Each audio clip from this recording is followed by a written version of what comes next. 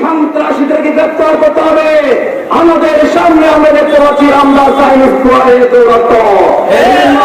রাস্তায় হুমকি দেওয়া হচ্ছে, মেয়েদেরকে ভোট কেন্দ্রে যেতে দেওয়া হবে না, আমরা মেনে নিতে পারি না।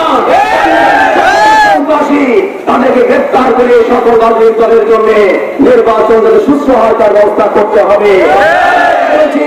15 বছর যে জাতীয় পার্টি এবং তার দোষর ছিল আওয়ামী লীগের 14 দল, যারা সেই সরাসরি সরকারের সহযোগিতা করেছে, সেই মুনাফেক জাতীয় পার্টি এবং 14 দলকে বাংলাদেশে নিষিদ্ধ করতে হবে।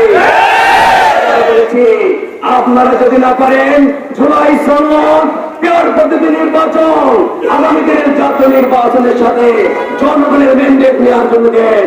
জনগণ যে ম্যান্ডেট দিবে আমরা সেটাই মেনে নেব ইনশাআল্লাহ। আজকে আমাদের স্মারকলিপি মাননীয় জেলা প্রশাসনের কাছে আমরা হস্তান্তর করেছি। জেলা প্রশাসক আমাদের প্রধান উপদেষ্টার কাছে